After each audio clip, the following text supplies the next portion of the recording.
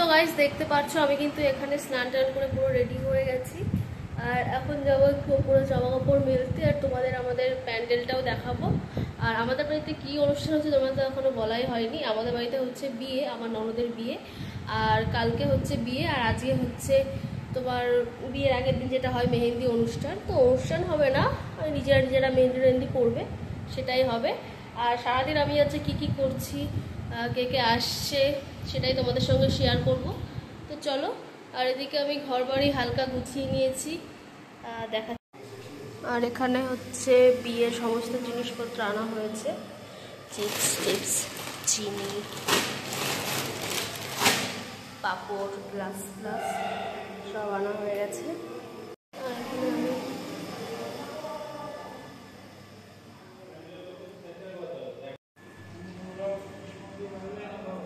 বাবা ছাদের তলা সাজানো হয়ে গেছে। কি হয়েছে? এখানে নতুন সোফা নিয়েছি একটা, আর এখানে বেডশিট চেঞ্জ করে দিয়েছি, জানলার পর্দার কভার লাগিয়েছি নতুন। আর এগুলো তো আমার ঘরে আগে থেকেই ছিল। আর এই যে আমি, আর তোমরা জানিও যে ঘরে আর কি করলে ভালো লাগবে দেখতে। আমি একটু চাইছিলাম ঘরে একটু ওই যে ফুল পাতা যেগুলো লাগাই বিভিন্ন ধরনের সুন্দর দেখতে লাগে ওইগুলো একটু লাগাবো, কিন্তু সময়ের অভাবে যেতে পারছি না দোকানে। আজকে দেখি যাব বাজারে, যদি কিছু কেনাকাটি থাকে, আর কিছু শপিংও করতে হবে আমার। তো চলো দেখতে থাকো ব্লগটা। নিচে তো ফুলের ডেকোরেশন হচ্ছে, সেগুলো তোমরা দেখলে। আর এদিকে তোমাদের দেখাচ্ছি, দাঁড়াও, যজ্ঞের যেসব জিনিসপত্র লাগবে মা নিয়ে এসছে। যজ্ঞের জন্য পাটকাঠি, বেলের কাটা সব আনা হয়ে গেছে। আর ওপরে তোমাদের বিয়ের প্যান্ডেল করেছে, মানে খাওয়া দাওয়ার যে প্যান্ডেলটা সেটা। এই যে এখানে খাওয়া দাওয়া হবে, এই যে প্যান্ডেল করেছে, ফ্যান ট্যান লাগানো হয়ে গেছে, সকালবেলা ফ্যান লাগাতে এসেছিল। আর এখানটায় হবে রান্না বান্না। আর আমি এসেছি ছাদে জামা কাপড় নাড়তে। দেখতে পাচ্ছ ছাদটা কিন্তু অনেকটাই বড়, যেহেতু অনেকটাই বড় তো সেই কারণে আমাদের আর কোনো লজ ভাড়া করা লাগেনি, ছাদেই হয়ে যাবে। ছাদের পুরোটা জায়গা লাগেও নি। তো চলো এগুলোকে নেড়ে দিয়ে নিচে যাই।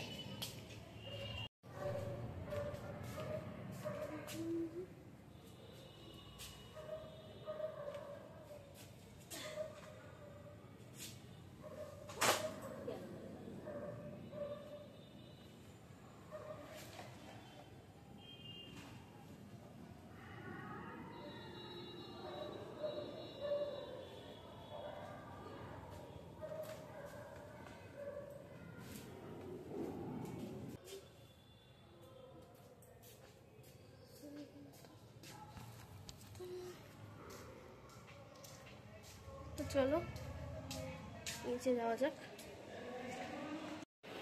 এইদিকে দেখতে পাচ্ছ বিয়ের পান পাতা, তারপরে ওই মেয়ের মুকুট, কুলো, তারপরে এখানে আরো হলুদের জিনিসপত্র সবকিছু এনে রাখা হয়েছে। জল খাবো গাইস।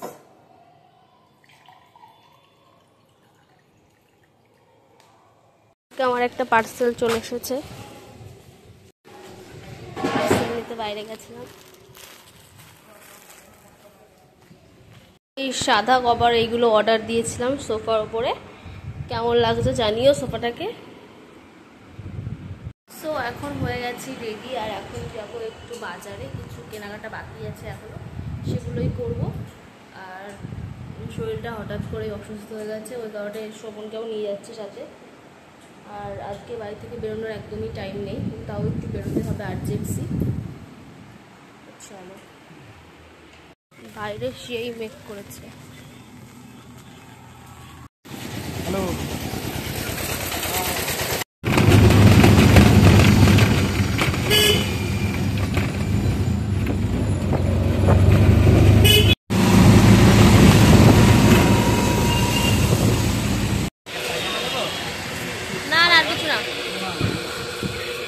সবার প্রথমে আমরা চলে গেলাম একটা পাঞ্জাবির দোকানে, আর সেখান থেকে একটা পাঞ্জাবি দেখছিলাম। ওই কাকু আমাদের অনেক অনেক পাঞ্জাবি দেখাচ্ছিল, তারপরে এটা আমাদের একটু পছন্দ হয়েছিল তো দেখছিলাম। তারপরে আমি বলছিলাম যে এটা তো বরের পাঞ্জাবির কালার হয়ে গেল, আর বয়স্ক মানুষরা এরকম কালার পরবে দেখতে বাজে লাগবে, বরের পাঞ্জাবির কালার, বর এরকম পাঞ্জাবি পরে। তো শোন বলছে বয়স্ক মানুষ পরবে, এটাই ঠিক আছে।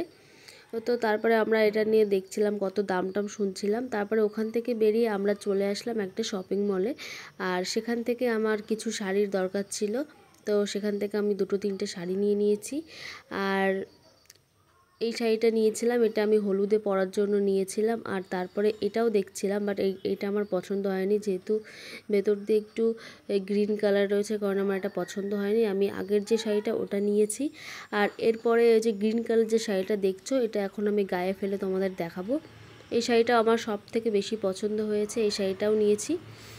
মোট আমি এখান থেকে 3টে শাড়ি নিয়েছি। আর শোভনকে বলছিলাম যে আমাকে দেখা যাচ্ছে এই সাইডে, বলছে হ্যাঁ দেখা যাচ্ছে। তো চলো তার শাড়িগুলোকে বিল করতে দেওয়া যাক। এরপরে চলে গেলাম আমি বিল কাউন্টারে, আর এখান থেকে আরও কিছু জিনিসপত্র নিয়ে চলে গেলাম বিল করতে।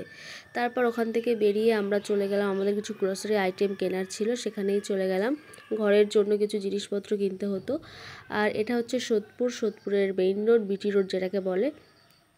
তার পাশের গলিতেই অনেক দোকান আছে। আমাদের বরের টোপর কিনতে হবে, এই যে ঘর মোছার একটাই লাঠি কিনতে হবে। তো এখান থেকে দেখছিলাম যে কোনটা নেব, তারপরে এটাই নিয়েছি।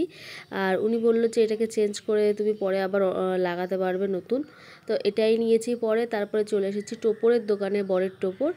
আর সেখান থেকেই দেখছিলাম টোপর। আর উনি প্রথমে আমাদের এই টোপরটা দেখালো, কিন্তু এই টোপরটা আমাদের একদমই পছন্দ হয়নি। তারপরে একটা টোপর দেখিয়েছে, ওটা বেশ সুন্দর আর সবচেয়ে দামি টোপর ছিল ওটা ওনার দোকানে। তারপরে আমরা দুজনে মিলে সব কিছু কেনাকাটা করে বাড়ি চলে এসেছি।